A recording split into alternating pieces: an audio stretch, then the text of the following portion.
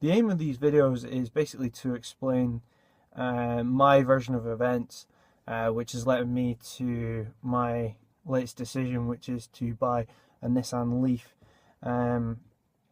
My sort of history with cars has been very much a sort of a checkered one since I started buying more expensive, more sort of luxury cars.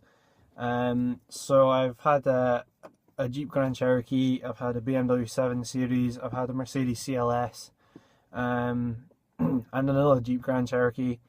And basically what it is, I've had problems with all of them. None of them have been totally reliable. My current car is the Mercedes, the CLS, which I've just had to spend about £2,000 on in the last month. And so that's when I sort of decided that, given I'm currently moving out of my flat with my girlfriend and back to my parents so we can save money for a deposit for a house, that it's time to downsize, get something much more sensible, something that's not going to cost the earth to run, fuel, no road tax or less road tax, lower insurance category, all of that sort of stuff, and maintenance. So basically I wanted to go ahead and find a car that was more suitable for all those sort of purposes. I will not need it for long distance journeys. However, if I do need to go long distance journeys, like on a particular road trip or something like that, I can actually use my dad's car. He's kindly said that basically he can allow me to use the car as long as he gets to use mine, the Leaf, because most of generally his journeys will be sort of local area. So in which case I can just swap cars with him. So I'm on his insurance, he's on mine, just for day trips, something like that. So I shouldn't actually need it for particularly long mileage. And if I do need a car for long mileage, I've got that as an option. And also, because I chose the Nissan Leaf, Nissan actually does 2 weeks of the year you can borrow a regular petrol or diesel car from them in order to do like your family holiday or whatever you're going to do. So I was thinking about using that for any really long journeys that I'm going to do, like down south. I'm actually based in Scotland, so much like Ian Sampson's videos, I am a rural Leaf owner. The part of Scotland where I'm living is Aberdeen, and more specifically is the Shire that I'm from, so not the Hobbit Shire, but from the sort of the west side of Aberdeen, where it tends to be quite cold. Usually if in Aberdeen it's like 2 or 3 degrees, it will be considerably cooler, like -1, -2, out where my parents stay. So I need a car that is going to be sort of warm and be quick to heat up. And so that's kind of where I've come to with the Leaf. I first saw the Nissan Leaf at a roadshow sort of event at my work, where they were showing different cars that were environmentally friendly. So you had a few different cars that were there, but the electric ones that were there were just the Nissan Leaf and the BMW i3. The Renault Zoe was meant to be there, but wasn't, as it turned out at the time. So we only got to have a look at the BMW i3 and the Nissan Leaf. So I guess what my first answer to your question would be that I chose the Nissan Leaf over the BMW, mainly, of course, for price. It's considerably cheaper.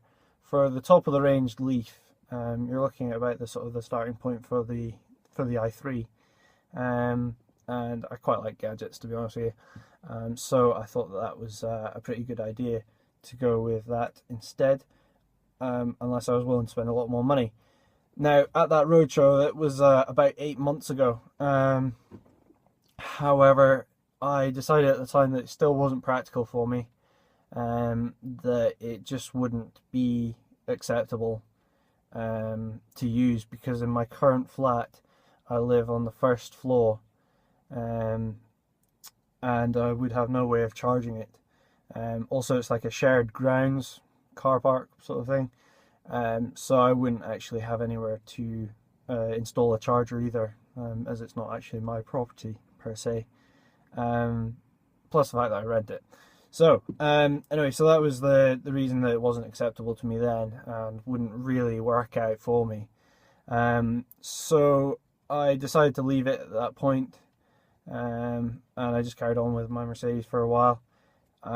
It's gotten to the point, like I said, where it cost me £2 a month, and that's just too much money, and I can't really justify that amount of money when we're saving for a house. So I think it's time for it to go and bring on a new car. So that's where I've come to with getting a new car. Why the Leaf over a petrol car? Purely because short distances, don't need a lot. But also the government grants on it, and government grants, Nissan contribution.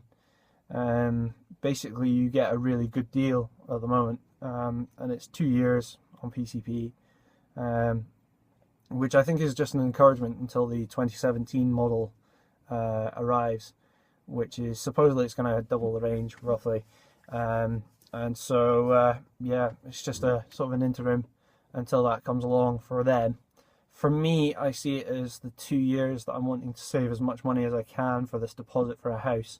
So really I'm looking to just save as much as I can during that time period, and this looks like a pretty good means to an end. So I'm going to try it out, see how we go on. Hopefully it all works out fine. I haven't got a backup plan if it doesn't, so it better work out fine. And basically I'm going to be getting my Nissan Leaf on the 31st of January 2015.